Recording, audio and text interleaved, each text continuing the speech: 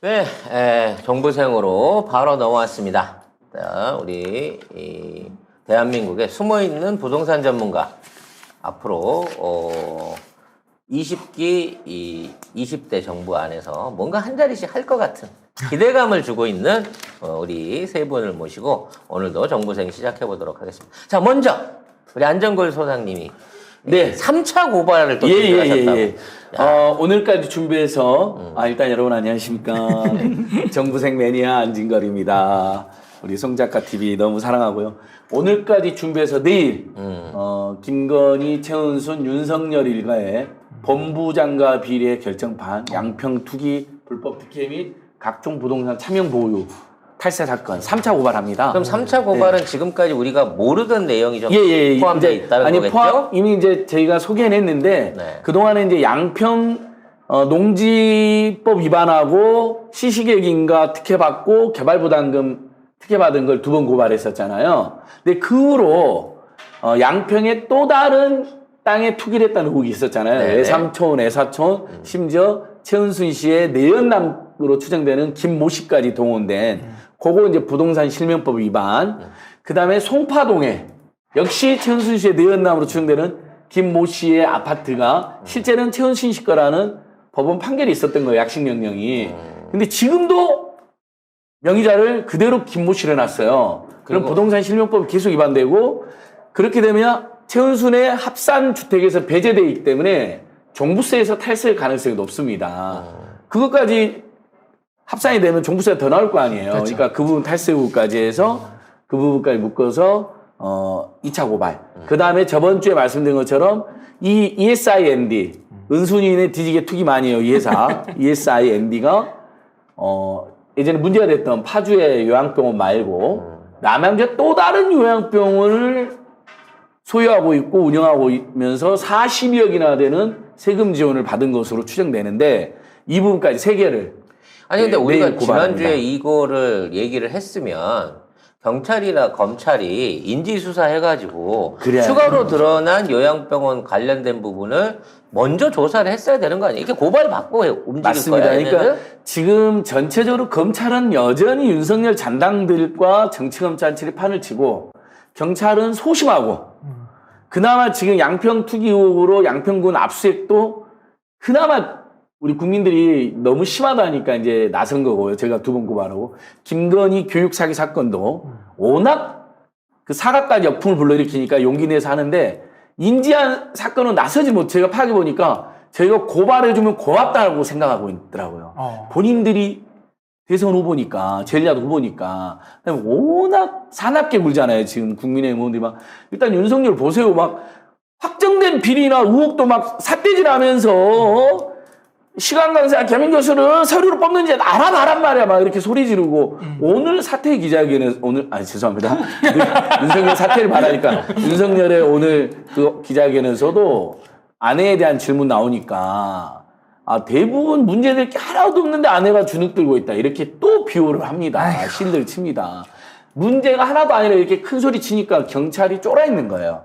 근데 저희가 그래도 고발하면 경찰이 수사권이 일부 조정됐잖아요. 그래서 검찰보다는 더 잘하려고 노력을 해요. 그래서 제가 내일 이 3차 고발도 경찰한테 계기를 주는 거죠. 고발이 들어왔으니 전반적으로 최은순의 지금 확인된 것만 전국의 부동산이 23개입니다. 얼마나 투기라고 다녔던지. 희대의 투기꾼이거든요.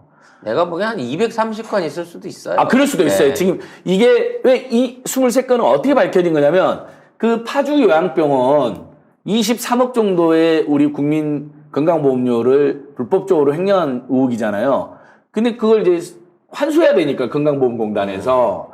그 다음에 또 성남이나 이런 데에서 부동산 차명 보유 의혹으로 이제 걸려가지고 과태료를 물려야 되는데 그 돈을 안 내면 확보를 해야 되잖아요. 물건을. 그러니까 당국이 압류한 것만 23거예요. 알려진 거네. 당국이 파악한 것만 23개니까 실제로 송파구 아까 말한 내연남으로 추정되는 남자 아파트 차명 보유 그건 당국이 압류도 못했어요. 왜?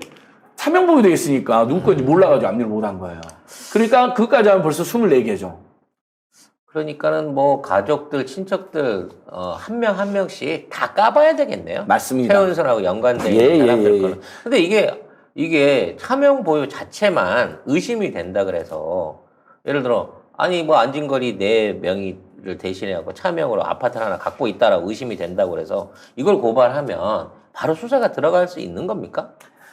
아니죠. 그러니까 그런 의심이 들어도 경찰이 이제 원래대로라면 그런 걸 인지를 하고 정보를 입수하면 원래 검찰이나 경찰이 다 범죄 정보를 전문으로 수집하고 인지 수사를 할 수 있게 됐거든요.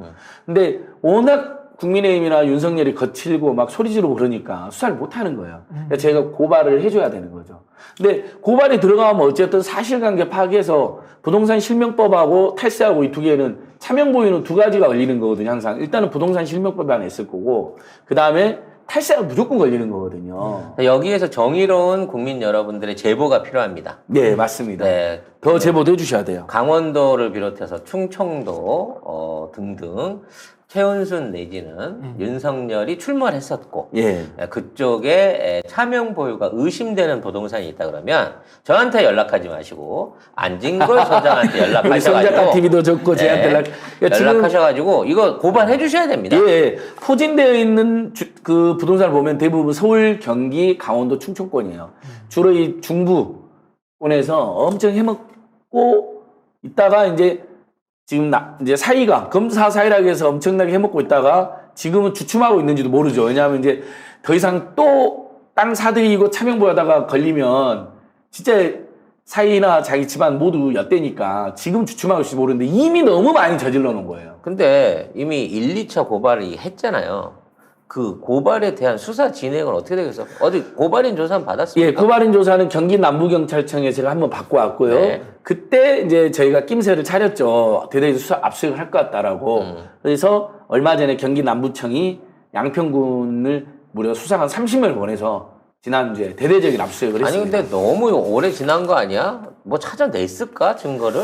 그러니까 이게 좀 오래된 사건이어서 그게 안타깝습니다. 근데 저는 경기도가 감사를 별도로 해서 경기도가 수사를 별도로 했잖아요. 거기 보면 사기죄로 최은순 일당을 사기죄로 고발해놨습니다. 근데 경기도 감사관실에서 상당히 많은 혐의를 포착한 거로 지금 알려져 있거든요. 그래서 그 서류도 저희가 입수를 하려고 지금 노력하고 있습니다. 아직 입수를 못 했는데 그 부분 그다음에 어쨌든 경찰 압수수색까지 했으니까 그 개발부담금을 2억을 나중에 다시 부과했잖아요. 네. 지금 군수는 민주당이거든요.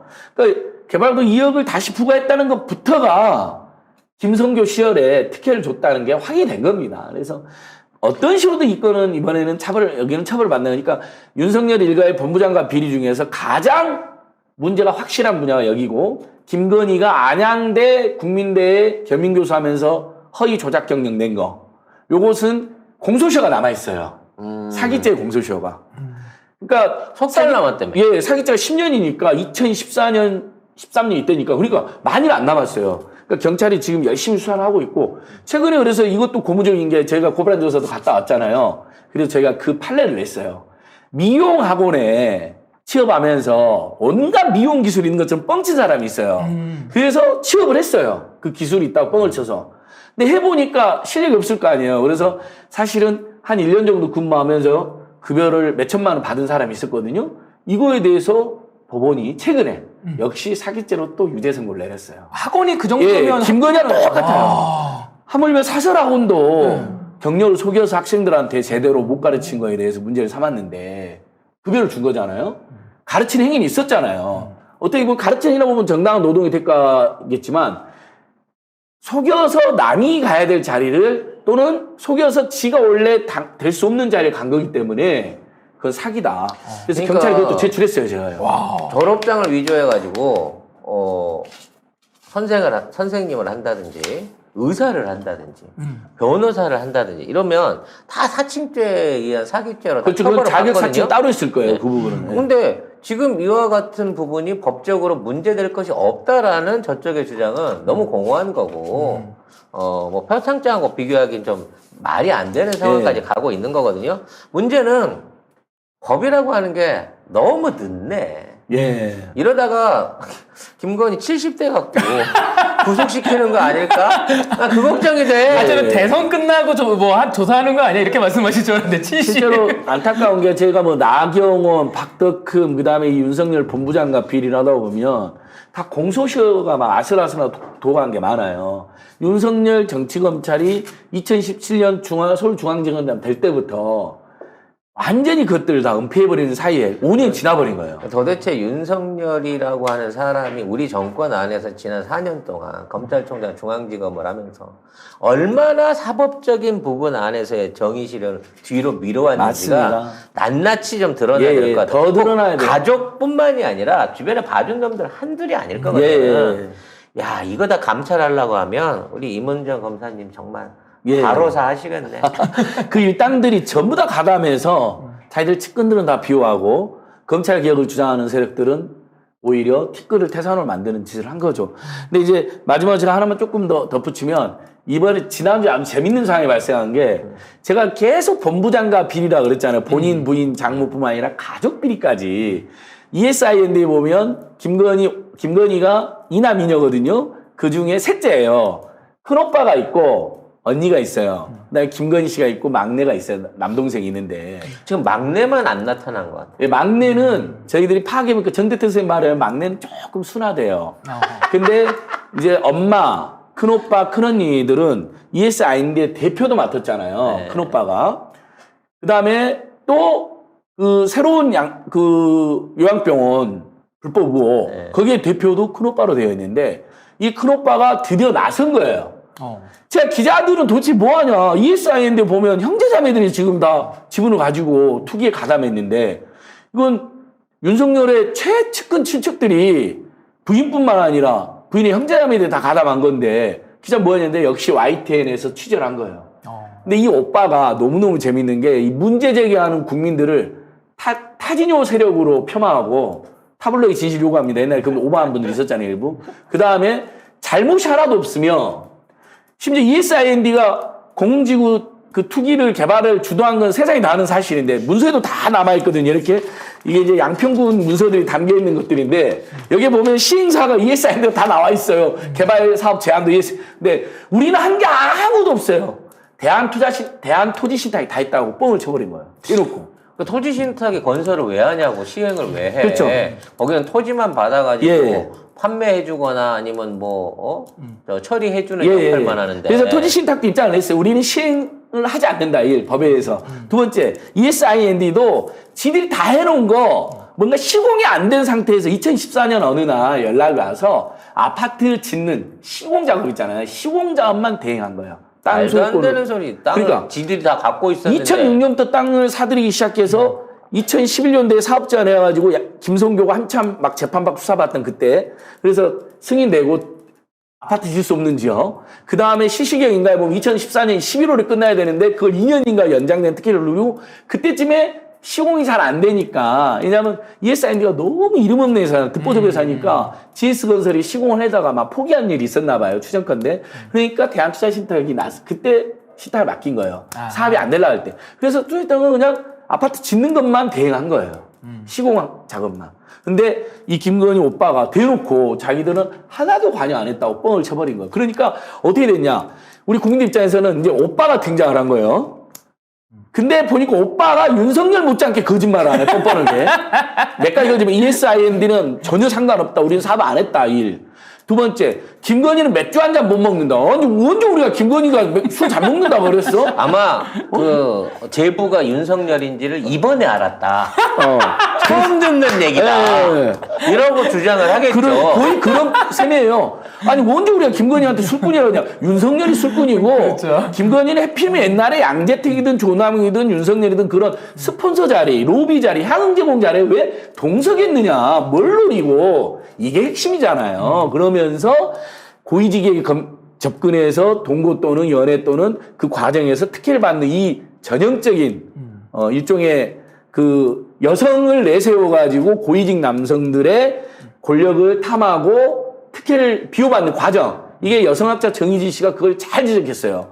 일부 여성 주자들이 여성 비하다라고 하는데 말이 안 된다. 언제부터 권력형 비리를 저지른 여성을 수사하는 것을 여성 비하라고 페미니스트들이 주장할 수 있느냐. 사실 이게 제2의 정인숙 사건 같은 거예요. 네, 따져놓고 보면. 그런 느낌이 있죠. 네. 그러니까 씁쓸한 사건이죠. 어떻게 보면. 근데 그 당시만 장모와 하더라도 엄마가, 뭔가 일을 저질러도 인사청탁 정도, 취업청탁 정도에서 끝났거든. 그랬죠. 근데 얘네들은 실무까지 다 했어. 네. 대출 사기부터 시작해갖고 부동산 예. 할 수 있는 실무를 다 해서 이익을 극대화시켰어. 예. 그러니까 이제 뭔가 좀 더 진보된 범죄 집단인 거지. 패밀리 비즈니스긴 하지만. 뭐 예를 들면 이제 어머니하고 딸이 접근해가지고 우리 오빠 좀 어디 좀 취업 좀 시켜주세요. 뭐 어디 좋은 데 넣어주세요. 이 정도가 아니라 전국 수십 군데에서 요양병원 사업도 하고 투기도 하고 그러다 보면 당연히 동업자들도 있고 동업자들 다 감옥 보내고 그 과정에 권력이 필요한 거잖아요. 본인. 그렇게 악용을 한 거예요. 그렇게 접근한 게 문제인데 이 오빠가 엉뚱하게 그런 거에 대한 이런 방법 없이 술을 못 마셔요. 김건희, 누구니 우리가 김건희한테 술꾼이라고 했어요. 윤석열 술꾼이라고 그랬지. 그걸 안물안궁이라고 하죠. 예, 그 다음에 안궁궁마다. 교육경력, I believe 이 희대의 사과, 그게 아무 문제가 없다는 거예요. 모두 진실이라는 거예요. 그러니까 사람들이 열받아 버린 거예요. 그런데 저는 이게 윤석열 캠프가 지금 완전히 아사리판이고 망가졌다고 생각하는 게 오빠가 그렇게 등장하면 안 되는 거잖아요. 그쵸. 오빠를 또 등장시킨 거예요. 그러니까 통제가 안 되는 거죠. 저 김건희, 최은순 그 집안이. 결과적으로는 그 여동생이 오빠 네가 나가서 한마디 해봐. 나 술 안 먹는다고 말해줘 그런 것 같아요. 시켰을 가능성이 제일 높다고 봐지고요. 아무튼 수사선상에 안진걸 같은 우리 정의의 사도들이 이걸 파고 들어오니까 예. 야, 이제 사전에 더 커지기 전에 막아보자라고 했는데 지도 키도 머리가 나빠. 예. 거짓말을 맞아요. 해도 너무 티가 너무 나고 티가 나고. 또 일단은 거짓말에 성의가 없어요. 맞아. 네. 최소한의 성의가 느껴져요. 예. 사기꾼도 이 서비스업이거든. 예. 그래서 사기 당하는 사람이 사기라는 게 그럴싸해야 돼. 그럴싸해야 돼. 뭔가 희망을 가질 수, 예. 내가 이건 돈을 벌겠구나. 요 정도 서비스는 하면서 사기를 쳐야 되는데, 이 새끼들은 협박범이지, 사기꾼이 아니에요, 이 정도는. 그러네요. 소비자로 하여금 기분이 나쁘네요. 그렇지. 최소한의 성의도 없네요. 최소한 당하는 입장에서라도. 그렇죠. 그래도 그때는 처음에는 좋았는데라는 추억이라도 주는 정말 선량한 사기꾼으로 살아라, 이 새끼들아. 그게 이거 같아요. 젊은 여성 동지들이 가끔 저한테 와가지고 어렸을 때 기분 나쁘다 그래요. 나 어떤 남자가 전화번호를 물어봤는데 아니 왜 기분 좋아야 되는 거 아니야? 아니 이상한 남자가 물어보면 도대체 날 어떻게 보고 전화번호를 물어보는 거냐고. 지금 그것처럼 수준이 너무 떨어지는 사기를 그렇죠. 치니까 화가 나는 것 같아요. 그리고 이 김건희 오빠가 결정적으로 또 어떤 말이냐면 이건 윤석열을 겨냥한 정치 공작이라고 이야기를 해요. 그러니까 윤석열과 생각이 똑같아요. 그러니까 온갖 비리와 투기와 사기를 저질러 놓고 그게 탄로나면 싹싹 빌어도 모자라는 거잖아요. 근데 이걸 다 윤석열이 계속 그러잖아요. 계속 자기들을 향한 권력의 정치 공작이라고 그랬죠. 오늘 또 그 이야기 했거든요. 뭐, 탈탈 털었는데 아무것도 나온 거 아니다. 형사로 처벌 하나도 없다라고 오늘 또 그 이야기를 했어요. 그 국민들 분노하는데 이제 미안하다고 사과하는 자리에서도 또. 그러니까 이 오빠도 똑같이 그렇게 주장을 하더라고요. 자, 요 정도까지 안진걸 소장의 활약상 들어봤고요. 네. 오늘은 뭘 준비하셨나요? 저번 주에 엄청나게 발제를 준비했는데 잘렸던 거 혼자 고통받을 수 없다. 기어이 윤석열의 혼자 부동산 고통받을 수 공약을 없어요. 다시 하실 겁니까? 아 이거 진짜 짧게 할게요. 네. 진짜 짧게 하고 그다음 이재명 후보 탈모 공약을 고분기 소장 등이 제안했다는 소문이 있던데. 네 맞습니다. 지금 요즘 공약 관련해서 엄청난 화제가 되고 그래? 있어요. 네. 제가 다이너마이트 청년 선대위 소속인데 그게 다이너마이트 청년 선대위에서 우리가 청년들한테 이런 얘기를 들었다. 왜 그러냐면 2030들도 사실은 탈모가 많아가지고 많다면서요. 네, 여성 동지들도 많아요. 그래서 이런 거 의견이 많습니다. 근데 후보님이 그거 검토해보겠다라고 딱 해서 검토하시나 보다 그냥 이렇게 생각을 했는데 그게 전국에 있는 탈모 동지들의 버튼을 눌러버린 거예요. 아, 그래서 좋았어요. 아주 좋았어요. 재밌는 게 글을 쓸 때 이재명 뽑는다라는 말을 쓰면 안 된대요. 탈모인들 사이에서 뽑는다라는 금기어래. 아이, 뽑으면 큰일 나지. 하루리 얼마나 소중한데. 그래서 이재명을 심겠대요. 네. 그래서 심지어 우리는 그 머리 감을 때도 이 손을 깊이 안 찔러 넣잖아. 아, 그래. 잘못하면 머리가 빠지거든요. 위에서 이렇게 간지르듯이 네. 두피를 간지르듯이 이렇게 씻는단 말이야. 이게 푹푹 넣으면 안 되거든. 맞아요, 맞아요. 그럼 얘기 나온 김에 윤석열은 버리고요. 이재명 후보가 낸 공약들이 또 부동산 공약들이 있어가지고 네네. 네, 제가 발제왕이지 않습니까? 최근에 월세 지원 공약부터 해서 화제가 되고 있죠. 네 맞습니다. 진짜 신기한 게 윤석열 후보는 뭐 공약도 없고 안에 그냥 개차반인데 우리 후보는 계속해서 공약을 발표하고 있고요. 지금 뭐 소확행 공약 같은 경우도 거의 50개를 향해 지금 가고 있는 상태인데 와. 여러분들 그 부동산 공약이 사실은 경선 시점에서 굵직한 거는 거의 다 나왔어요. 12개인가 이렇게 크게 냈는데 지금도 계속 부동산 공약들이 나오고 있습니다. 사실. 자, 어떤 것들 새로 나왔는지 한번 확인해 보겠습니다. 네. 제목은 이재명의 무한 책임 부동산 공약이라고 이름을 붙여가지고서 하나씩 발표를 하고 있어요. 일종의 부동산 공약 중에 소확행 공약 같은 거예요. 그러니까 뭐 크게 뭐 집값을 내리겠다, 뭐 새 아파트를 짓겠다 이런 게 아니라 기존의 부동산, 그러니까 월세나 뭐 전세나 아니면 부동산을 쓰고 있는 분들을 소소하게 도울 수 있는 맞습니다. 세심한 서비스 공약들이 나왔다는 거죠. 맞아요. 자, 하나씩 빨리빨리 해, 빨리빨리. 네, 알겠습니다. 첫 번째, 12월 18일에 첫 번째를 했어요. 공시가격 관련해가지고 전면 재검토하겠다 그랬어요. 공시 가격은. 네, 공시가격. 왜 그러냐면은 공시가격은 당국이 과세 기준으로 삼는 가격이잖아요. 그거를 1월 1일 기준으로 해서 5월 말에 공시를 하게 되는데 근데 문제는 공시가격에 연동해서 움직이는 것들이 대한민국 제도가 너무 많아요. 건강보험이라든지 아니면 기초생활수급이라든지 그렇죠. 예. 그것들이 동시에 움직이는 어떤 뭐라고 해야 될까요? 시금석? 뭐 시금석이라고 하기 좀 기준점이죠. 기준점, 예. 기준점이기 때문에 이거를 전면 재검토하겠다.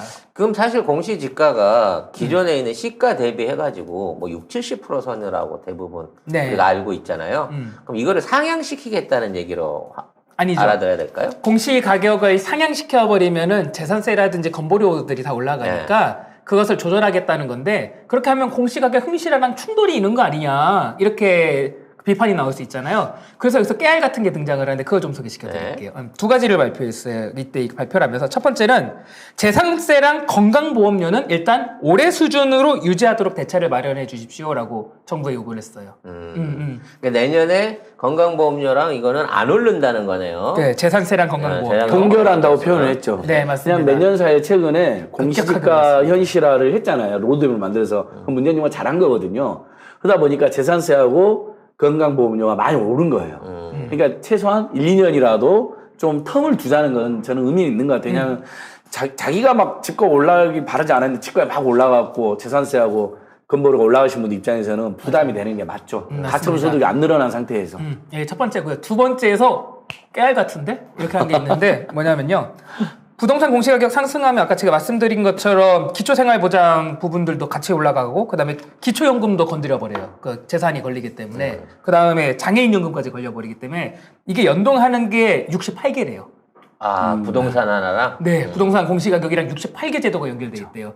그래서 공시가격을 그래서 동결을 한다는 표현을 썼는데 그렇다고 공시가격 현실화를 아예 멈출 수는 없는 거예요. 그럼 어떻게 하느냐? 이 아이디어를 진짜 잘 낸 게 우리 종부세라든지 아니면 재산세를 할 때 거기에 공정시장 가액 비율이라고 해가지고서 공시가격에다가 퍼센트를 곱해서 그걸 다운시키는 완충장치가 하나 있어요. 가령 공시가격이 뭐 100이다 하면 거기다가 공정가액 시장 기율을 80 해가지고 80으로 낮춰버리는 중간 이런 장치가 있는데 이런 장치를 기초생활보장 제도 등에 도입을 하겠다. 이름은 조정개수라고 짓겠다. 그래서 공시가격이 올라도 거기에다가 각 건강보험이면 건강보험, 기초연금이면 기초연금 등 가운데다가 완충장치를 만들어서 떨어뜨려가지고서 공시가격은 올리는 와중에도 중간에서 조절을 해가지고서 이것들이 피해 안 보게 하겠다. 이렇게 발표했어요. 자, 외국 같은 경우에 공시가하고 시가가 우리나라처럼 이렇게 구분돼서 따로 이중적으로 성행하는, 그러니까 네. 우리는 세금은 공시가로 처리를 하지만 실거래는 시가로 일어나면서 뭔가 이렇게 갭이 생기잖아요. 맞아요. 이런 이중적인 구조를 가진 부동산 제도가 있나요? 다른 데는? 다른 나라는 못 어떻게 들어본 하는, 것 같거든요. 네, 저 다른 나라는 어떻게 하는지는 모르겠는데 우리나라의 지금 제도가 백지 상태에서 쓴 게 아니고 이미 이중 구조에서 들어가는 거잖아요. 하지만 우리가 추구하는 건 명확해요. 공시가격이랑 시장가격의 일치를 시키는 게 가장 제도가 합리적이잖아요. 근데 저는 이게 진짜 신의 한 수라고 보는 게 이렇게 됐을 경우에 나머지가 다 고통스러워지니까 가운데다가 이 조정계수라는 어떤 장치를 넣으면은 오히려 더 시가를 추정하기 더 쉬워지겠다 앞으로. 그리고 이게 꼭 필요한 게 이제 하향 안정화라 그랬잖아요. 그러면 실제 가격이 떨어지는 부동산도 있을 거거든. 네. 그럼 올라가 있는 공시가격도 내려줘야지. 그렇죠. 맞습니다. 그러니까 우리가 무조건 조정한다 그래서 공시가가 오른다는 생각만 가지는 게 아니라 오히려 지역에 따라서는 공시가격이 떨어질 수도 있는 네, 그렇습니다. 이런 부분에 네. 대한 것도 대비를 하겠다라는 맞습니다. 거고 네. 최소한 서민이 부담해야 되는 각종 공과금이나 세금률에 대한 증가가 없도록 이거는 아까 일종의 안전장치를 설계를 한 상태에서 공시가격을 현실화하겠다라는 공약이었고요. 네. 자, 다음 거는요. 12월 18일 날 아까 발표한 거였고요. 그 다음 이제 27일, 9일 뒤에 발표를 합니다. 12월 27일에 발표를 했는데 이번에는 종합부동산세 억울함 없도록 개선하겠습니다. 라고 해요. 근데 억울한 부분들이 실제로 보니까 있어요. 어떤 예가 있어요? 가장 대표적인 게 뭐냐면 일시적 이주택 되는 사람들이요. 양도세 아. 같은 경우는 부모님 사망해가지고 상속받거나 아니면은 취업이나 이직으로 이사 갈 때 그거를 일시적 이주택으로 봐서 뭐 2년 내에 뭐 처분을 하거나 하면은 1주택으로 봐주잖아요. 근데 종부세는 그게 없어요. 무조건 네. 조사 시점에서 2주택이면 네. 그렇게 간다는 거죠? 네. 6월 30일 기준으로 네. 2주택이면 2주택자, 특히 조정적 2주택자면 중과가 돼버리는 거죠. 그렇죠. 그러니까 저 같은 청년 같은 경우가 갑자기 제가 집 있는 청년이라고 하면 갑자기 부모님이 사망을 한다. 그러면은 상속을 받아버리면 네. 뭐 둘 중에 하나는 정리를 해야 되는데 못하는 동안 2주택자가 돼서 종부세가 나올 수 있는 거. 네, 맞습니다. 이런 것들을 구제하겠다는 거죠. 네, 이런 것들을 구제하겠다라고 하면서 구제 방안들을 몇 개 설명했는데 이거는 자세히 설명을 드리지 않는 이유가 제가 지금 국토보유세로 처음에 발표됐고 지금은 토지이익 배당제라고 말하는 것이 나중에 도입이 되면은 이런 부분들은 이제 상당히 문제가 없어질 걸로 보여서요. 짧게 설명드리고요. 그러니까 이직, 그 다음에 뭐 여기 나오네, 저기 이직이라든지 취약, 그 다음에 상속 지분, 부모님 갑자기 돌아가셔가지고 갑자기 2주택자 됐는데 예를 들면 그 지분이 만약에 안 팔리면 어떡해. 안 팔리면 그러니까는. 나는 투기 목적으로 2주택 가지고 있는 사람은 아니잖아요. 맞아요. 내놨어요, 심지어.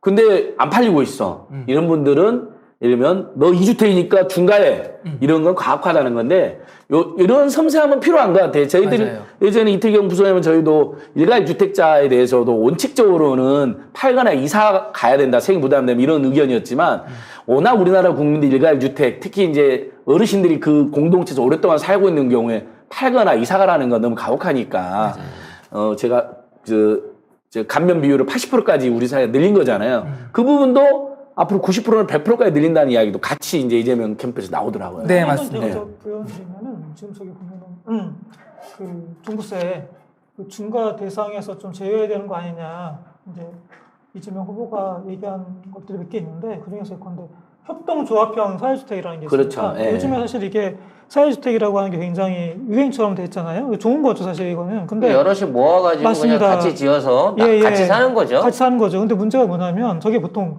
법인 형식으로 하고 있거든요.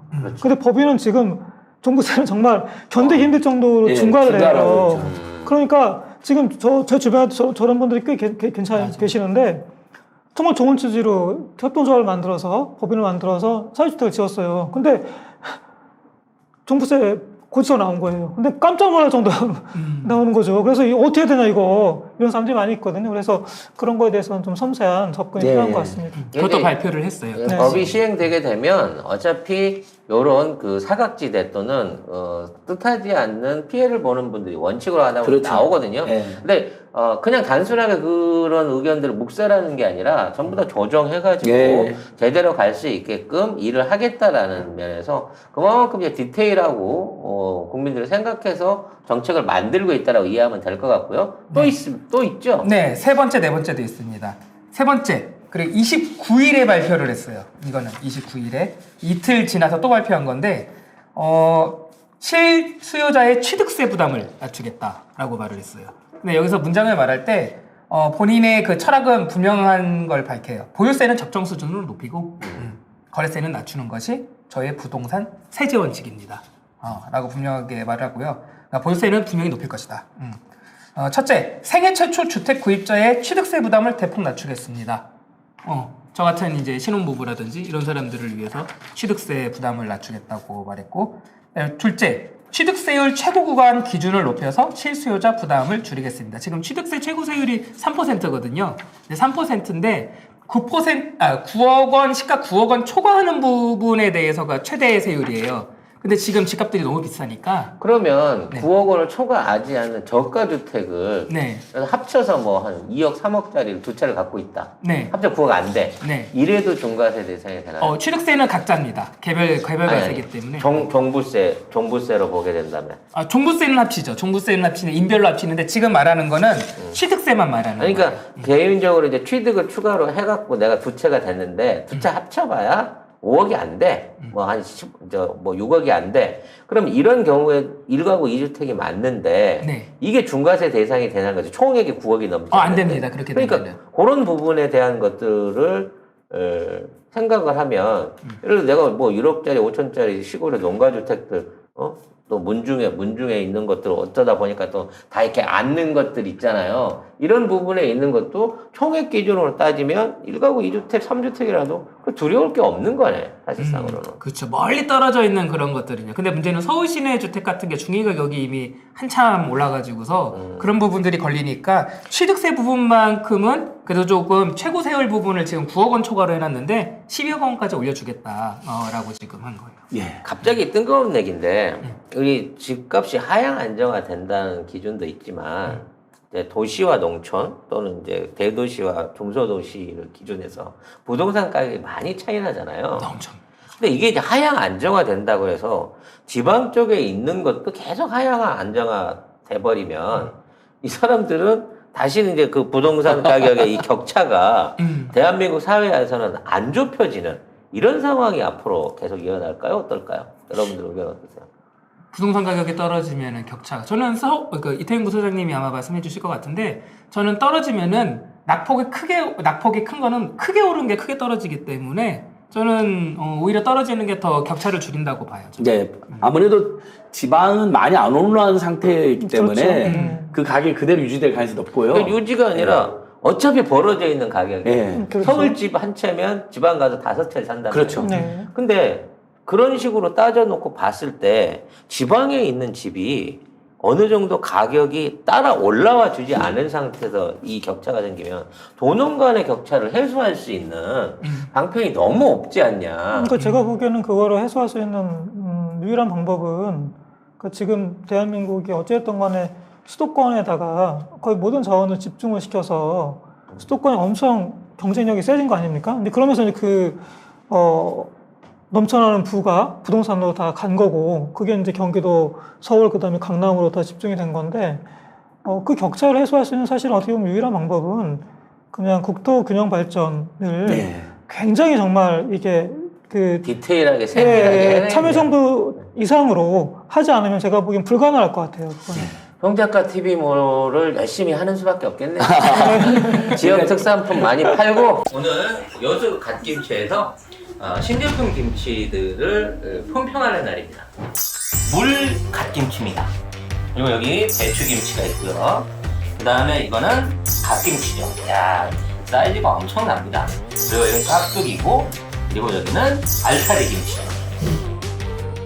배추김치를 한번 잘라볼게요. 그냥 통째로 말아가지고 맛 한번 볼게요.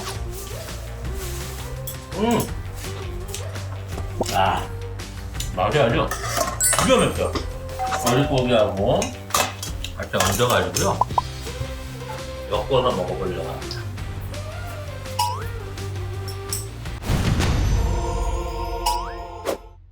젓갈하고 양념이 완벽하게 조화를 이룰 수가 있는 것 같아요. 이 갓김치를 껍데기를 먹어보기 전에 국물을 한번 맛을 봐볼게요. 야, 이 시원한 맛은 여러분들이 이거 한번 보시게 되면 중독이 될 수밖에 없는 것 같아요. 깍두기를 잠깐 볼까요? 왜 이렇게 뭐가 달짝지근한 건가요, 뒷맛이? 하지만 최고라고 칠 수 있는 거는 물 갓김치. 이 물 갓김치 맛이, 이 국물 맛이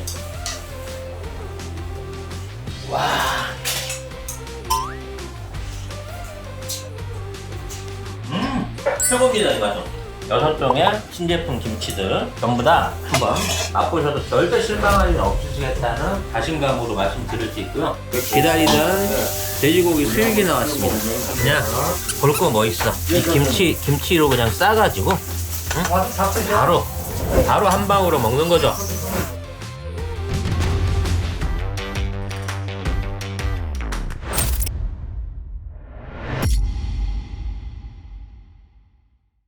지역에다 공장 짓고 네. 송작가 TV가 나서서 해야 되겠네. 예. 진짜 다행인 게 이재명 후보가 아주 어렸을 때부터 지역 문제를 고민했다는 거예요. 네.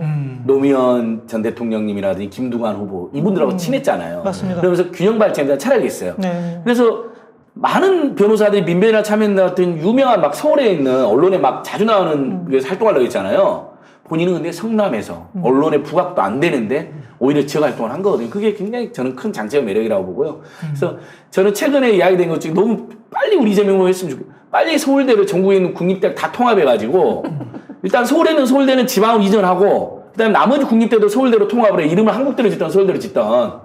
그래서 지역에 다 이제 오히려 지역이 더 발전했도록. 프랑스처럼 막 파리 1대학 13대학 이건 설득력 있잖아요. 한국 서울대- 1대학 13대학 가는 멋있네요, 거야? 멋있네요. 서울대를 폐지하자 그러면 국민들이 오해를 하는 경우가 있어요. 겁이 나고, 제일 잘 나가는 대학을 폐지하면 어떻게 되는데? 그런 게 아니라, 그러면 그런 대학을 전국에 있는 모든 국립대를 다 서울대로 만들고, 이름을 한국 1대, 2대학하고, 서울에 있는 관악구에 있는 걸 지역으로 내려보내고, 그러면 전국 지역이 훨씬 발전할 수밖에 없죠. 그 다음에 그 관악구에 대규모 청년임대 주택 같은 것도 짓고, 이렇게 빨리 했으면 좋겠어요, 저는. 네, 제가 하나 더 말씀드리자면 취득세 관련해서 말씀드리고 싶은 게 또 우리가 취득세의 성격을 정확히 이해할 필요가 있는데 하나는 뭐냐면 취득세가 그 대한민국 같은 경우는 보유세가 되게 낮았지 않습니까? 그러니까 사실은 취득세를 걷어서 보유세를 좀 먼저 내는 성격이 있어요.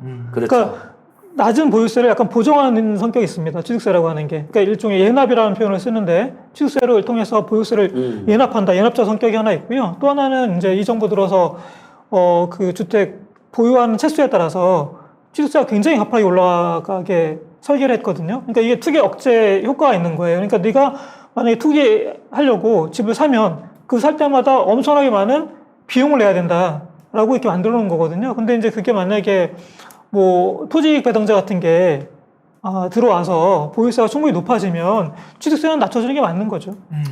저는 이제 그 가끔 가다가 그런 얘기 하시는 분들을 만나요. 돈 좀 있으신 분들.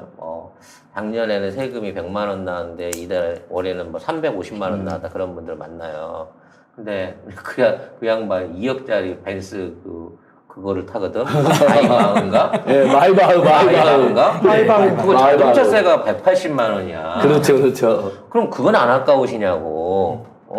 아니, 당신 집을 25억, 30억짜리 살면서, 그거 갖고 300 냈다고 그렇게 하시는 분이, 아니, 이게 차는 2, 3년 지나면 버릴 것도 아니야. 그렇죠. 물론 뭐 벤츠를 2, 3년만 사고 버리진 않겠지만, 그거 타고 다니면서 180만 원 내는 걸 안 아깝냐고. 왜 차라리 그걸 깎아달라고 얘기를 해보지 그러냐고. 한번 했다가, 그달로 헤어진 적이 있어요.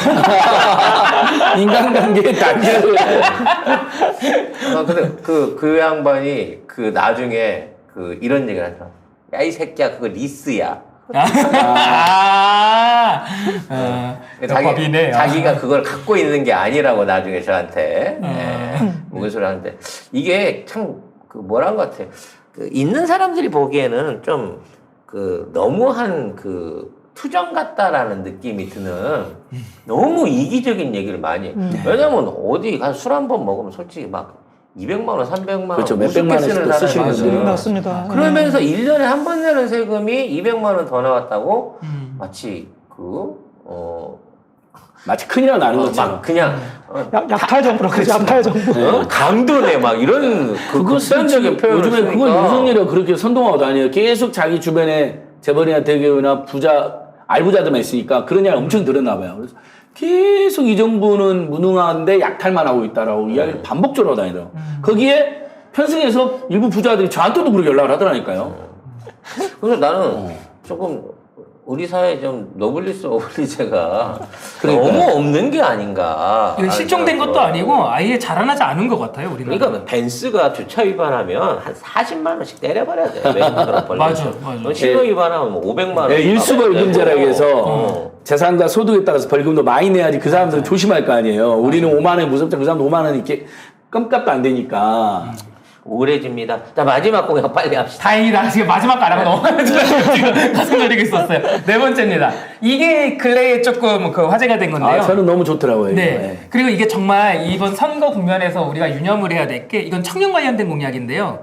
청년은 사실 표가 얼마 안 돼요. 사실 수리적으로 보면은. 근데 문제는 인터넷 공간에서 가장 활발한 플레이를 하는 게 청년들이기 때문에 청년 관련 공약들이 나오면 그게 회자가 크게 되더라고요. 이거는 네 번째 공약은 월세 세액공제 관련해 가지고서 낸 건데 내용은 되게 간단해요. 지금 월세 세액 공제라는 제도가 있는데 월세 낸 금액의 한 달치 정도를 다시 공제해 주는 거거든요. 돌려준다는 얘기야? 네, 그럼 월세 공제해주고요. 지원을 해주는 거네, 한 달치를. 그렇죠. 그렇게 이제 돌려받는 건데 근데 꼭 청년만 해줘요? 아니에요, 다 돼요. 중년도 돼요? 다 됩니다. 예. 네, 다 되는데 문제는 뭐냐면은 아싸. 지금 딱 잘 짚어주신 게 이걸 어쨌든 늘리겠다는 겁니다. 이거는 자세히 설명 안 드릴게요. 근데 지금 송 작가님께서 잘 짚어주신 게 문제는 이렇게 시작해요. 거주 형태 변화로 월세 비율이 점점 높아지고 있습니다. 그러나 자산이 적고 소득이 낮은 청년층일수록 높은 월세를 따라갈 수가 없습니다. 라면서 청년들 월세 내는 거 버거운 거를 건드려 주는 거예요. 근데 지금 월세 비율이 점점 높아지고 있는 것, 그리고 앞으로도 계속 높아질 거예요.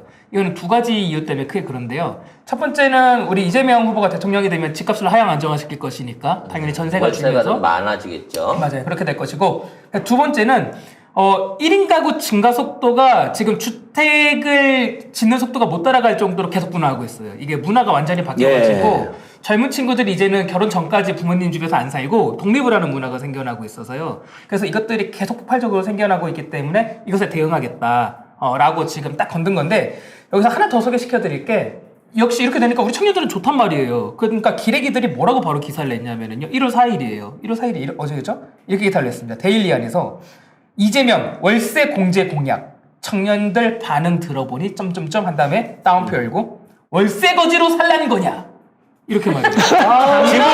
해줘야지.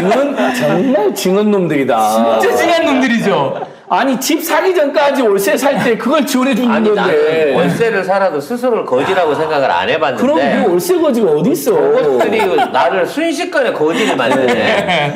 아니 정말 너무너무 악의적이더라고요. 데일리한 보도 요즘. 진짜 어쨌든 이런 반응이 있었다까지 소개드리고 오늘 브리핑은 딱 20분 전. 아니 이 월세 지원은 너무 의미가 있는 게 우리 송 작가 TV 내용이 제한이 된 거. 우리가 여러 번 전월세 맞습니다. 시장 이야기하면서 네. 전세로 몰리는 이유가 뭐냐. 전세자금 대출 1~2%로 빌리니까 당연히 예를 들면 몇 억짜리 전세 살아도 이자 비용이 거의 안 드는데 근데 월세로 그 집을 살려면 한 10배 가까운 부담을 지니까 당연히 전세로 과잉 수요가 간다. 맞습니다. 그러다가 전세는 잘못하면 전세금도 떼이는 문제도 있을 수 있는데 전세 시장이 과열되어 있다. 그럼 사람들 월세로 가려면 어떻게 해야 되냐?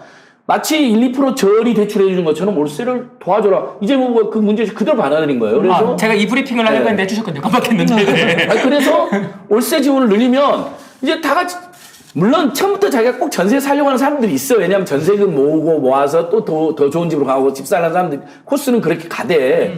나는 어차피 그 코스에 관심이 없는 사람들은 월세에서 저렴하게 살면서 가처분소득 모아서 그 돈으로 투자도 할 수도 있고 집도 살 수 있게 해주면 되는 거죠. 맞습니다. 짬뽕 먹는데 짬뽕에 자꾸 서비스 주니까 짬뽕으로 몰리니까 짜장면에도 서비스 주는 거예요. 그렇죠. 그랬더니 사람들이 평생 짜장면만 먹으라는 거냐 이러고 있는 거예요 지금.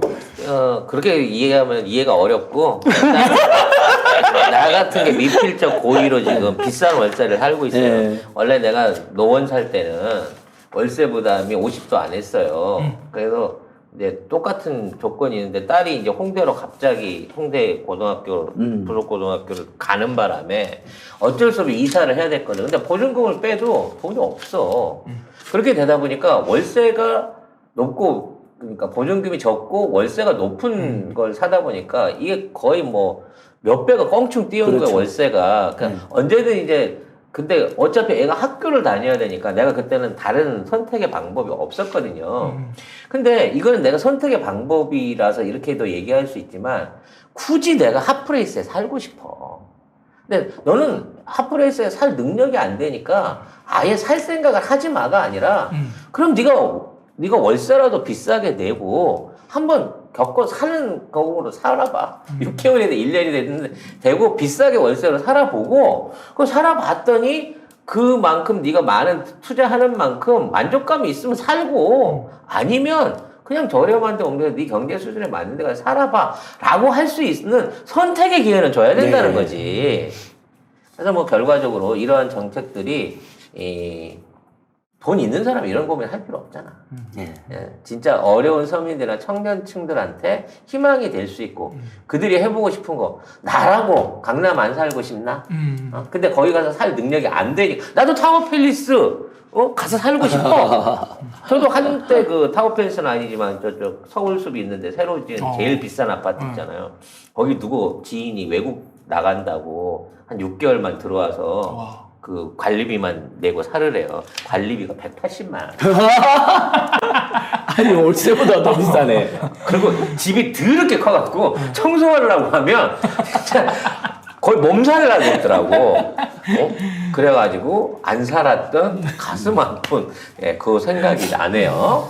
자, 다음은 우리 이태경 선장님 통해가지고 자, 부동산 하향에 대한 네. 현 추세들, 네. 실질적인 실물 경제 얘기 좀 들어보겠습니다. 네, 여러분들이 관심이 많으실 것 같아요. 네, 시장 상황이 지금 어떤지 말씀드리고 싶은데, 굉장히 이제 중요한 뉴스가 하나 나왔습니다. 그러니까 제가 지금 늘 강조드리는데, 금리가 참 중요하잖아요. 금리라고 하는 게 자산시장에서는 이렇게 중요한 역할을 한다. 늘 말씀드렸고, 그래서 우리가 항상 금리의 향방에 관심을 가져야 되는데, 제가 그 카톡으로 보내드렸던 기사 중에서 그 올해 물가가 2.5% 상승했다라고 하는 기사가 있습니다. 그거 한번 띄워주시면 좋을 것 같은데,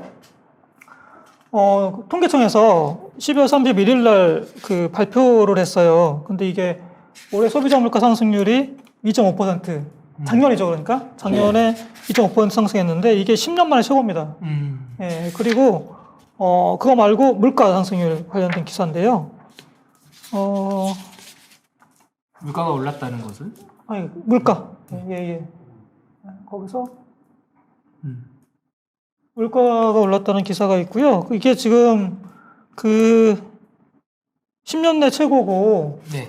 더 물가가 왜 중요하냐면은 금리를 결정하는 요인들이 크게 세 개가 있습니다. 네. 하나는 이제 물가 상승률이 있고요. 소비자 물가 상승률이 있고요. 또 하나는 뭐가 있냐면 성장률이 있고요. 성장. 또 하나가 이제 고용이 있습니다. 보통 세 개인데 가장 중요한 게 역시 물가 상승률이에요. 네. 예, 지금 나와 있는데요. 좀 내려주시겠어요? 네, 좀 내려주시면은 좀 더 내려주시면 그래프가 나옵니다. 좀 더 내려주세요, 좀. 여기 나오네요. 여기 나오는데 지금 연도별로 소비자 물가 상승률이 나오죠. 11년에 4%였습니다. 근데 이제 거의 수직으로 떨어지고 최근에는 0.4, 0.5 이랬어요, 해마다. 근데 이게 지금 2.5%로 올라갔거든요. 굉장히 최근에는 올라갔죠. 3.8%, 3.7%까지. 그래서 평균 2.5%. 예, 이게 이제 원로 지금 보시면 굉장히 부담 많이 느끼고 예, 그래프가 계세요. 두 개가 있는데 이제 오른쪽에는 연도별이고 왼쪽에 있는 게 이제 월별입니다. 근데 이제 월별로 갈수록 지금 물가 상승률이 굉장히 가파르죠. 그래서 물가 상승률이 이렇게 높으면 금리를 안 올릴 수가 없거든요.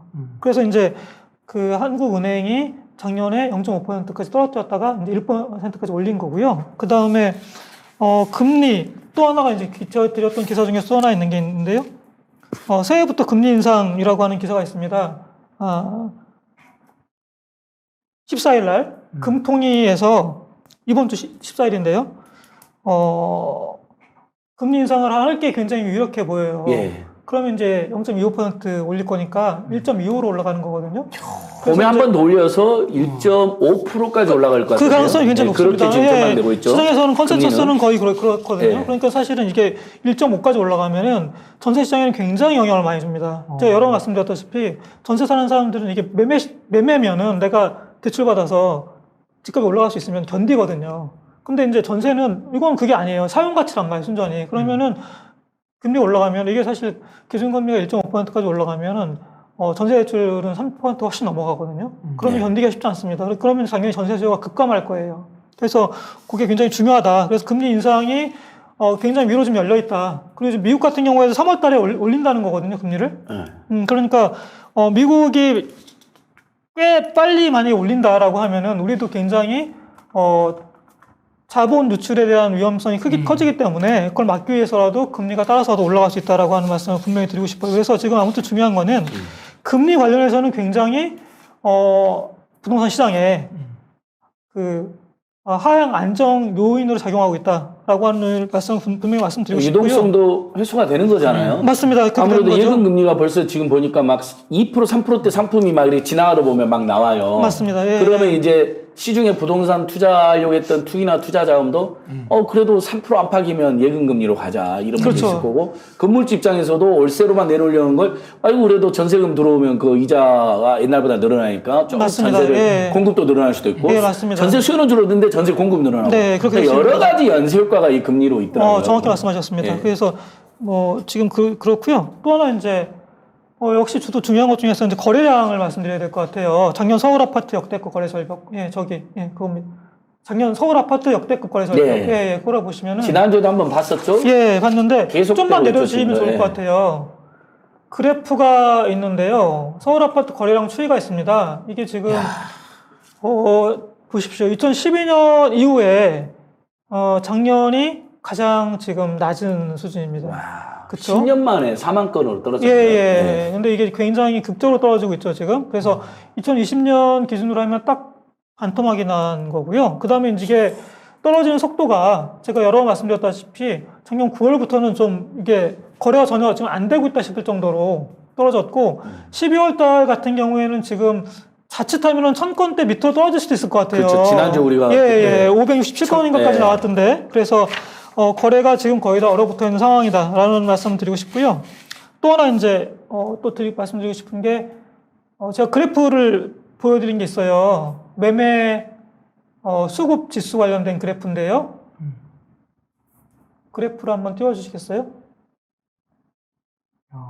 사실 그래프로 다 보니까 화가 났네요. 그렇습니다. 예, 말로 푸는 것보다는 아무튼 그래프를 보시면 훨씬 더 수위가 잘 나타나죠. 그래서 그래프를 보여주시면 이게 지금 나와 있습니다. 이게 한국부동산원에서 발표한 건데요. 매매 수급 동향이라고 해서 이게 그래프 보시면 되게 재밌잖아요. 지금 전국하고 서울, 경기, 인천까지 그래프가 나와 있는 건데 쭉 떨어지죠. 와. 예, 우하향하는 게 확연히 보이고요. 눈썰매 장인데요, 눈썰매 장. 다 우하향하고 있고 다 지금 100 밑으로 떨어졌습니다. 근데 이건 지금 100 미치면은 매수자 우위 시장이라는 거거든요. 그래서 확연히 이렇게 보이고 있고 또 하나 이제 말씀드리고 싶은 게 그래프 또 하나 있죠. 전세 수급 동향이라는 게 또 하나 있습니다. 그러니까 좀 전에 보여드렸던 건 매매고 지금은 전세거든요. 근데 전세도 지금 보시면은 다 떨어졌죠. 인천만 빼놓고 인천이 지금 100.1인데 이것도 떨어질 것 같아요. 근데 다 보시면은 100 밑으로 떨어졌다. 근데 이런 그 수급이 떨어지면서 거래가 줄고 있는데도 불구하고 네. 뭐 전세 대란이라든지 네. 지금 뭐 전세 부족 때문에 뭐 갈 집이 없다 이런 내용들은 오히려 언론에서도 들춰내질 못하고 있거든요. 네. 있었으면 나왔겠죠. 맞습니다.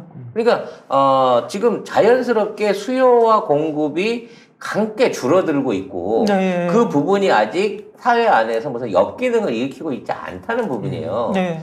아까 이제 물가 얘기를 하면서 우리가 지금 주택 가격 하향에 대한 얘기를 하고 이걸로 인해서 전세주택 위험 부분을 얘기하다 보니까 물가가 오르게 나쁜 게 아니냐라고 생각하시는 분들이 많아요. 근데 실질적으로 지난 2021년에 물가는 2.5% 올랐다고 했잖아요. 네. 근데 가계 실소분 소득은 3.3%가 올랐습니다. 그러니까 물가보다 수입이 더 많아진 거예요. 그렇죠. 문제는 이걸 갖다가 소비를 안 하고 저축으로 많이 옮겨갔어요. 그렇게 되다 보니까 저축 비율이 오히려 더 늘어난 거죠. 그러니까 내가 뭐 이제 코로나 때문에 쓸 데가 없는 거지. 그러다 보니까 소득이 늘었는데 돈을 오히려 저축하는 데 많이 쓰고 소비에다 못 돌린 거야. 그래서 실질적으로 국민들이 2.5% 늘었으니까 뭐 몇 년 만에 최고치라는 힘들지 않았을까 하지만 물론 평균이기 때문에 전체적인 통계이기 때문에 개인에 따라서 차이는 있을지 모르지만 대한민국 자체 국민들은 사실은 소득보다 물가보다 더 많은 돈을 벌었기 때문에 물가고에 의한 시달림을 받지는 않았다는 거죠. 그리고 이제 주로 그 많은 물가 중에 올랐던 기름값이라든지 뭐 우유값, 고기값 뭐 이런 부분에 일부의 그 가격 상승이 있었습니다만 요거는 사실은 들쑥날쑥 하거든요. 맞습니다. 예, 그런 건 예. 굉장히 파동이 심하거든요. 파동이 심하단 예, 말이에요. 예. 그런데 공공요금이라든지 가스값, 전기료 같은 거 오히려 낮춰졌단 말이에요. 맞습니다. 예. 그러니까 전반적으로 따져놓고 봤을 때 작년 2021년은 물가 때문에 시달렸다고 말할 수 있는 건 아니에요. 그건 전혀 맞아요. 그건 전혀 아니고요. 그러니까 이제 일부 왜냐하면 그 여기에 왜 언론이 이제 과잉 보도도 있고 왜 이게 큰 이슈가 되냐면 일단 국민들이 체감하는 게 계란하고 우유나 고기나 채소 같은데 그게 일부 띄었어요. 근데 네. 사실 그 부분은 정부가 핀셋으로 할인 쿠폰을 주면 돼요. 농축수만 살 때 30%씩 할인 쿠폰 실제로 마트에 줬거든요. 했어요. 그러면 했어요. 부담이 확 줄어들어요. 계란값도 한 6,000원짜리 샀는데 3,000원 지원해주더라고요. 그러니까 일단 전체적인 고물가가 지금 됐는데 이게 근데 우리가 부동산이라든지 인플레 국면을 생각하면 어쨌든 고금리는 지금 불필요한 상황이 아니 어쩔 수 없는 상황이 됐어요. 불가피한 상황이 있어요. 다만 이제 물가가 뛰는 게 문제인데 공공요금 동결해주고 네. 일부 생필품에 대해서는 저는 이재명 후보 말한 것처럼 소비 쿠폰을 지원해주자. 네, 그래서 맞습니다. 앞으로도 주거 안정 부분을 제외하면 진짜 생활비 없어서 쌀값 비싸서 굶어 죽겠네 소리는 안 나오게끔 아주 이상적으로 물가 상승률에 비해서 가처분 소득이 올라가고 있습니다. 그러니까 조금 더 여윳돈이 더 생길 수 있는 갭을 지금 우리 정부, 문재인 정부부터 만들어가고 있는 거거든요.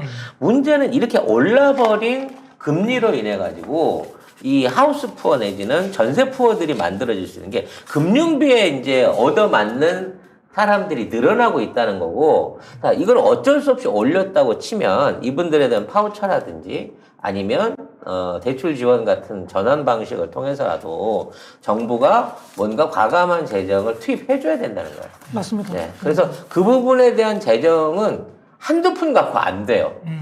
그러니까 차라리 이자를 그냥 이자 내는 돈을 파우처로 돈으로 줘버린다 그러면 좋겠지만 이거는 이제 개별적으로 도덕적 해이를 갖고 올 수 있죠. 그럼 누구나 다 일단 빚내 갖고 쓰지 이자 깎아준다 그러니까 이런 부분을 해결하기 위해서는 못 이기는 빚을 지고 있는 사람들한테 어떠한 대환 대출 아니면 이거를 자연스럽게 이제 뭐 전세를 깨고 월세로 돌아갈 수 있는 이 중간 연결고리를 해줄 수 있는 투자가 필요하고.